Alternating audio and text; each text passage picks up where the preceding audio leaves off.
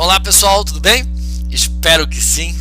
A gente já falou nas aulas anteriores sobre o que a gente chama de Antiguidade Oriental. Povos como, por exemplo, Egito, Mesopotâmia, fenícios, persas, hebreus, compõem o que a gente vai chamar de Antiguidade Oriental, certo? Tem outros povos como China e Índia também, são do Extremo Oriente. Esses outros povos que eu falei estão ali na parte mais do Oriente Médio, com exceção do Egito, que a gente sabe que está na África, mas com uma comunicação ali muito próxima com esses povos do Oriente Médio e do chamado Oriente Próximo. Então, agora a gente começa a estudar os povos da chamada Antiguidade Ocidental, as civilizações grega e romana, que compõem também o que a gente pode chamar de Antiguidade Clássica. Grécia e Roma compõem o que a gente chama de Antiguidade Clássica.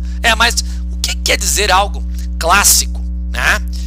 Então, clássico é algo que tem origem no passado, pode ser um passado nem tão distante assim, pode ser um passado mais recente ou um passado bem distante, mas é uma característica que tem origem no passado, que sobrevive ao tempo, mesmo com algumas transformações, e continua influenciando nossas vidas no presente, certo? Isso é algo clássico. E por que a cultura grega, a cultura romana são consideradas culturas clássicas? Porque, olha só, os gregos desenvolveram uma série de características, de valores que nos influenciam até hoje. Inventaram a filosofia, a democracia, os Jogos Olímpicos, a história, o teatro trágico, o teatro cômico. A arquitetura grega nos influencia, a língua grega, várias palavras de origem grega, influenciam a língua portuguesa, entre outras línguas. Só para citar aqui alguns exemplos, No caso dos romanos, por exemplo, o direito romano, a ideia de todo mundo é inocente até que se prove o contrário, São princípios do direito romano. O regime republicano, a ideia de república, é uma invenção romana. O cristianismo surge como religião dentro do Império Romano, certo? O latim, a língua falada pelos romanos na antiguidade, que deu origem a outras línguas como o português, o espanhol, o francês, o italiano, o romeno. Então, a própria arquitetura romana, com seus arcos redondos, as suas cúpulas arredondadas, eles inventaram um concreto, certo? Entre outras coisas, é claro. Mas os gregos e os romanos, então, eles têm um grande repertório de características culturais que sobreviveram ao tempo, mesmo que com algumas adaptações, transformações, mas que ainda nos influenciam, certo? No cotidiano, até os dias de hoje. Por isso, a gente fala de culturas clássicas, Então, agora a gente entra na Antiguidade Ocidental, também chamada de Antiguidade Clássica. Começando pela Grécia, é um conteúdo bastante denso e eu começo aí a falar da parte 1 de Grécia. Eu vou dividir o conteúdo de Grécia, em 3 partes. Então vamos começar a primeira parte a partir de agora. Vamos lá. Olha só, primeira coisa, A Grécia, ela fica aqui, na parte sul da chamada Península Balcânica. O que é uma península primeiro? Península, pessoal, é uma espécie de extensão de terra que parece avançar em direção ao mar. É uma espécie de ponta de terra, Então a gente tem aqui, na verdade, uma ponta de terra que avança em direção ao mar Mediterrâneo que está aqui. Então, a Grécia fica no sul da Península Balcânica. Mas os gregos acabaram povoando outras áreas. Aqui na região da Turquia, região da Ásia Menor. Aqui na costa do Mar Negro, por exemplo. Também no sul da Itália, na ilha da Sicília. Aqui no sul da França, região do sul da antiga Gália, na Península Ibérica, no norte da África, certo? Então, todas essas áreas aí povoadas por gregos também compõem o que a gente vai chamar de Magna Grécia, Então tem a Grécia continental, que é essa parte que está aqui, Grécia continental. Nós temos a Grécia insular, que são as ilhas gregas, como Creta, por exemplo. Essa aqui é a maior ilha aqui, Tem também as ilhas de Rhodes, a ilha de Rhodes que aparece aqui, certo? Ilha de Naxos, entre outros, que aparece aí no Mar Egeu, Grécia insular. E tem também a Magna Grécia, que são essas várias áreas aí que os gregos povoaram depois, bom? Não chegaram a ser áreas de domínio político da Grécia, mas de influência cultural grega. Agora, a história da Grécia se divide em 5 fases. Primeiro é o período pré-homérico, que vai ali de 2000 a.C. até 1200 a.C. Aí depois vem o período homérico, de 1200 a.C. até 800 a.C. O nome período homérico é porque o maior poeta da história da Grécia, Homero, teria vivido nessa época, Então, período arcaico, que é o período em que se formam as cidades-estado gregas, como Atenas e Esparta, as duas mais conhecidas, Depois o período clássico, que é um período marcado por guerras importantes e que vão levar Atenas ao momento máximo do seu desenvolvimento político econômico e também cultural. E aí depois vem o período da decadência grega, que é o período em que os macedônios, aqui ó, no norte da Grécia, invadem a Grécia, certo? É o chamado período helenístico. Nessa aula a gente vai trabalhar somente com o período pré-homérico e homérico, tá? E é bastante coisa já pra gente ver. Então vamos lá. Pessoal, no período pré-homérico acontece o povoamento da Grécia. A gente vai ver aí ó, os principais povos que compuseram a Grécia. Primeiro, né, dos 5 principais povos, temos os cretenses. Os cretenses viviam na ilha de Creta, lá no mar Egeu, né, a Grécia insular. Eles viviam basicamente do comércio marítimo, era a principal potência do comércio marítimo no mar Mediterrâneo, dominando ali então importantes áreas, tanto da Grécia continental como das ilhas gregas do mar Egeu, formando o que a gente chama de talassocracia, né? Uma civilização que tem um domínio sobre o comércio em determinado mar. Já vimos que os fenícios tinham isso sobre o mar Mediterrâneo. A ilha de Creta vai ter um domínio um pouco menor, né, sobre o mar Egeu.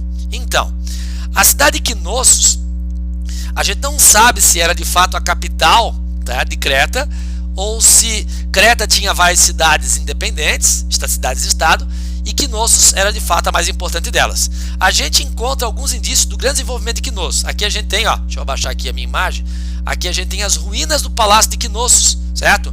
E esse palácio, pelos estudos arqueológicos, ele tem mais de 300 cômodos. E se parece com o quê? Com uma história mitológica que fala do labirinto Minotauro.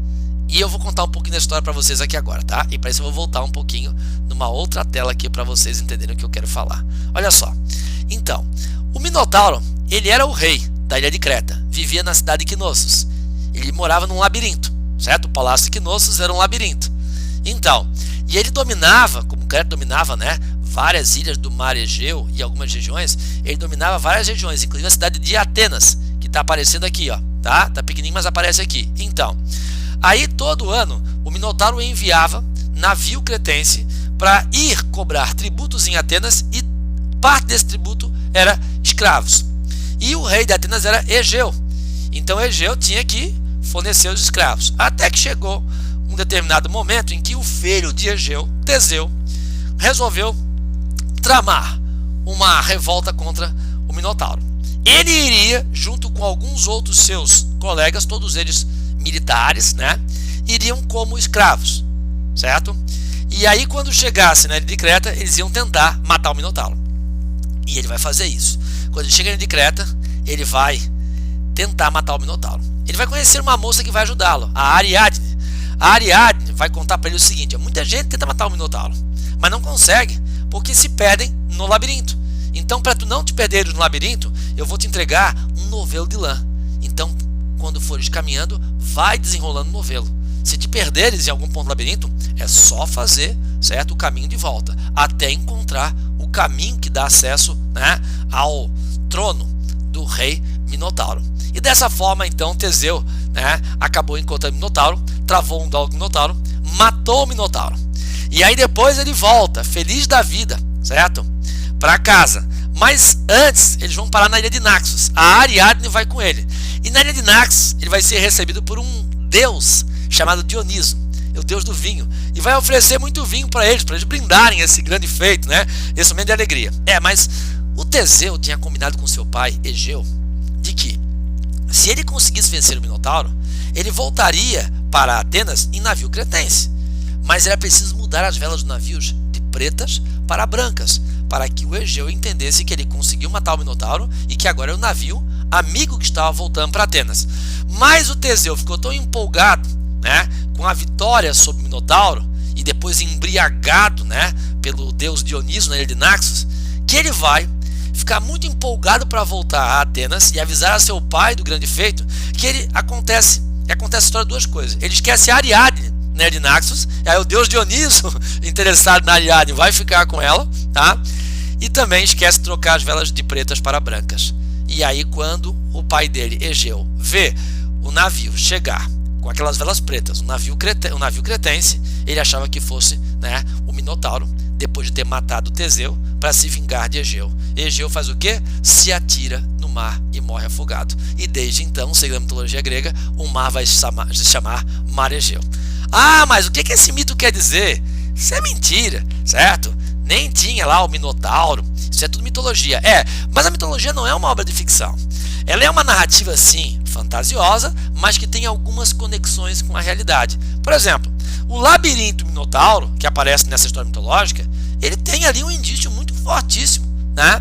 Semelhante, que é o Palácio de Knossos, com mais de 300 cômodos, tantos cômodos que era, né, possivelmente fácil de se perder lá, comparado a um labirinto.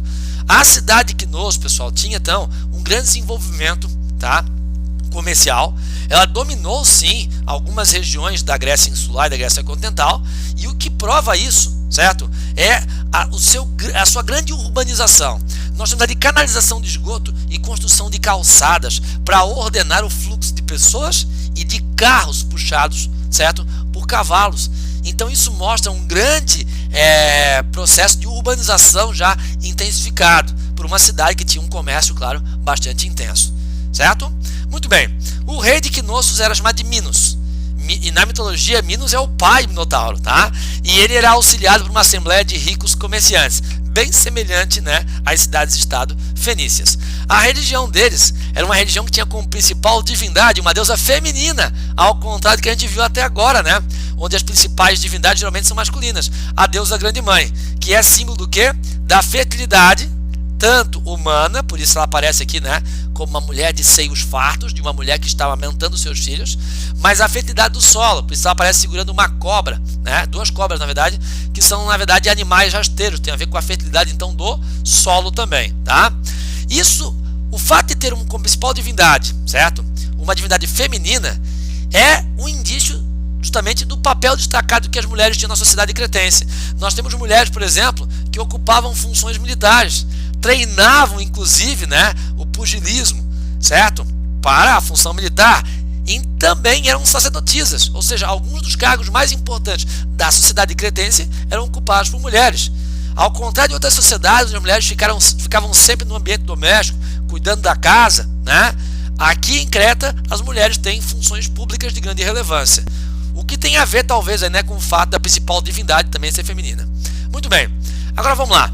Acontece que depois de um tempo, esse domínio cretense foi ameaçado pela invasão dos aqueus, que fundaram a cidade de Micenas, vão dominar a ilha de Creta, vão ter uma influência sobre o mar Egeu, mas a sua cultura se mistura com a cultura de Creta, e aí surge o que vão chamar de civilização creto-micênica, né? Que é essa mistura da civilização cretense com a civilização da cidade de Micenas, fundada pelos aqueus.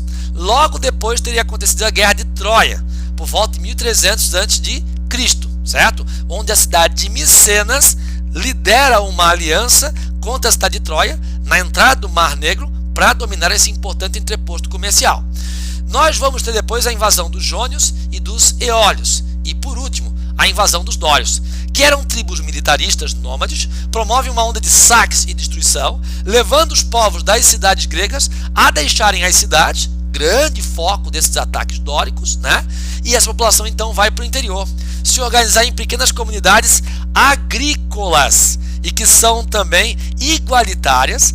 O pertencimento a essa sociedade tem a ver com um laço de parentesco, pessoas de uma mesma família, formando os chamados genos, certo? Acabando aí com o período pré-homérico e dando início ao que alguns chamam de feudalismo grego, tá? Que é na verdade o período homérico. Então, o período homérico é o período dos genos, desse feudalismo grego, em que eles se organizam em comunidades rurais coletivistas, a terra de uso coletivo.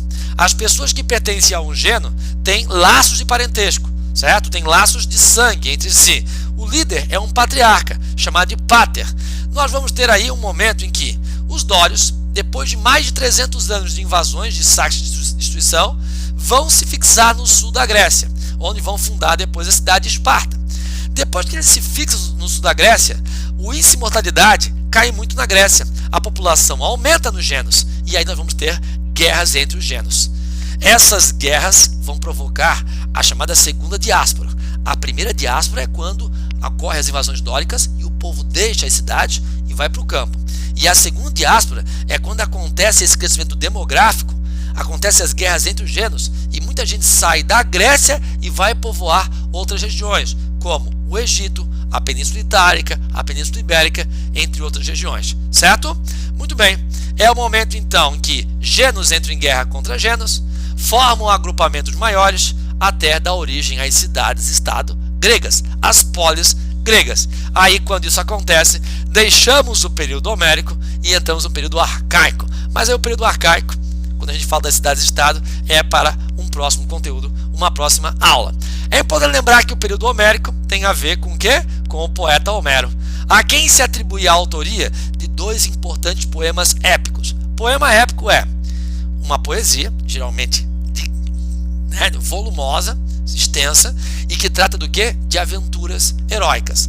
Ilíada vem do nome grego Ilion, que quer dizer Troia. Íada quer dizer jornada ou guerra, então a guerra de Troia. Ilíada trata da história da guerra de Troia. E a Odisseia trata das aventuras de um dos heróis gregos na guerra de Troia, Odisseu, também chamado na versão romana de Ulisses. Odisseu vai tentar voltar para casa, para o reino de Ítaca, para voltar a ver a sua amada mulher Penélope.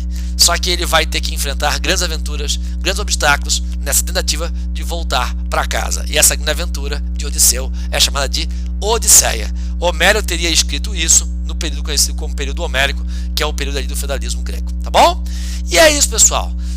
Sobre a nossa aula de hoje é o que temos de mais importante. Fique aqui então com as atividades da página 104, exercícios 1 e 2. Um beijo grande, certo? Até a próxima. Fiquem bem.